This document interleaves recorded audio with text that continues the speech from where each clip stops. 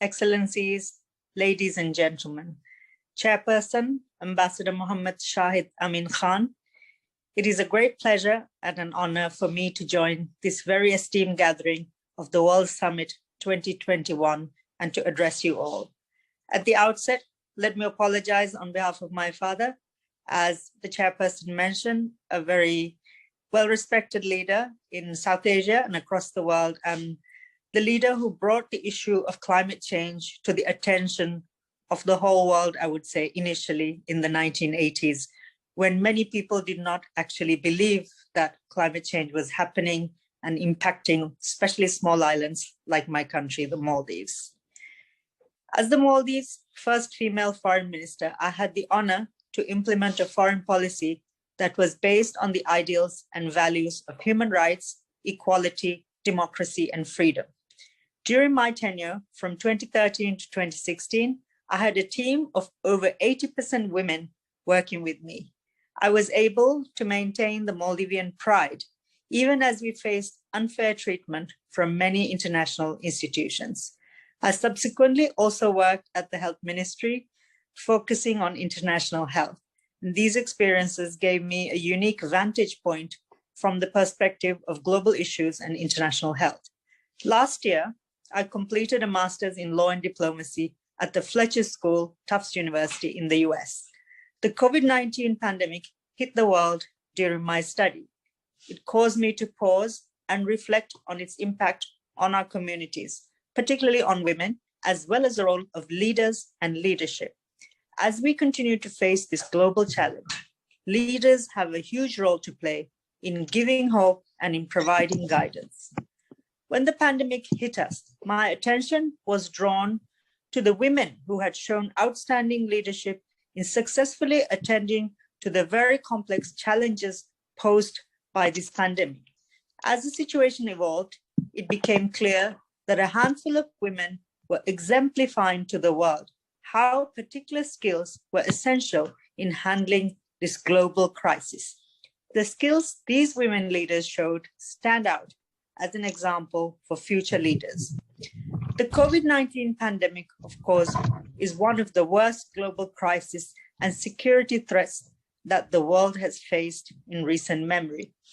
With current infections amounting to well over 100 million cases across the world and more than 2 million deaths, the situation looks bleak across the world.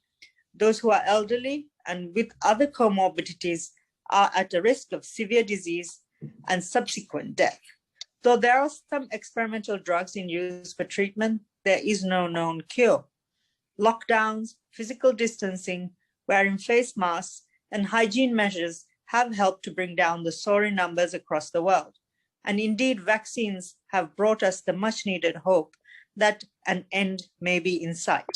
But there is a long way to go till we are able to provide equitable access to vaccines and to also vaccinate people to a level that will help in halting the spread of this very deadly disease. While everyone is facing unprecedented challenges, as the speaker before me mentioned, women are bearing the brunt of the economic and social fallout of COVID-19. Women who are poor and marginalized face an even higher risk of COVID-19. About 70% of the global healthcare system we know is comprised of women, which puts them in the front line as responders and exposes them to a much higher risk of infection. Yet, women are still underrepresented in positions of power. Strategic planning of emergency response and recovery is overwhelmingly dominated by men. There is a need to improve gender equality in policy making and to work together to advance women's leadership and to empower women. Many key developed countries with advanced health systems and the technical ability to respond to pandemics have failed to contain and control the spread of the virus. This is due to the lack of political leadership and due to denial of the severity of the pandemic. My own country, Maldives, which is almost totally reliant on tourism, has been hard hit by COVID-19. With continued hard work, however, we have managed to bring a second surge back into control, and we have opened up for tourism. However, we are now battling a third wave of the pandemic in our capital. Excellencies, for my research, I selected 3 leaders: Prime Minister Jacinda Ardern of New Zealand, Chancellor Angela Merkel of Germany, and President Tsai Ing-wen of Taiwan as case studies of successful female leaders who had exhibited spectacular leadership skills, especially during the first phase of the pandemic. These leaders have been widely acclaimed by the media and the academia as having shown outstanding leadership. Rather than focusing on whether or not women are better leaders than men during a time of crisis, my purpose was to analyze how these 3 women handled the situation and the skills they had displayed, which had resulted in a successful outcome for their countries. The aim was to shed light on the importance of the particular skills required for effective leadership. These leaders were able to earn the trust of their people through effective communication, empathy, and solid actions based on scientific evidence. Overall, we have seen many male leaders exhibiting macho-ness and hypermasculinity, which has not worked well in terms of the crisis that we have faced globally with COVID-19. And as devastating as COVID-19 is, it has also provided us an opportunity to rethink and reimagine a better world, and even in the midst of all the chaos and despair. One such change or one such hope I see is the emerging redefinition of a leadership for the future. The argument that women make far more compassionate, effective leaders has grown in popularity during the pandemic, as many male leaders face criticism for taking unnecessary risks.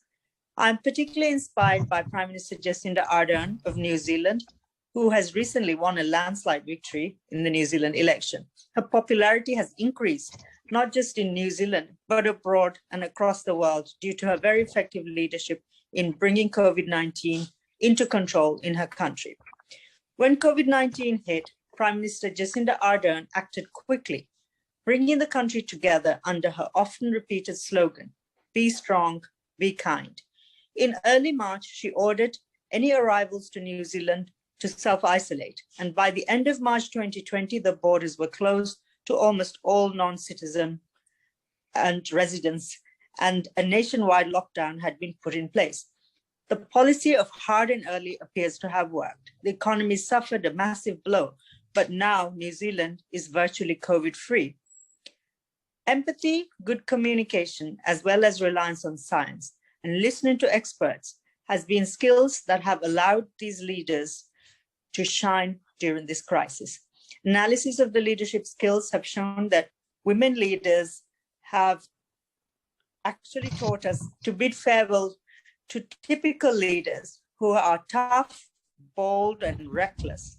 The new debate on leadership, I believe, is leading to a more balanced perception of leadership as based on increasing group welfare and not just individual showmanship. The new leaders of the future, both male and female, have much to learn from the example of these outstanding 3 female leaders and the leadership they have demonstrated during this crisis. Reliance and trust in leaders is of paramount importance as the world faces the surging and continuing crisis caused by COVID-19, and there are yet many other global challenges that we may face. Thank you very much once again. It has been a pleasure to join and to hear from my colleagues and to contribute to the importance of us working together to promote human rights, equality, and also the empowerment of women in facing the global challenges together. Thank you. Thank you very much, Your Excellency.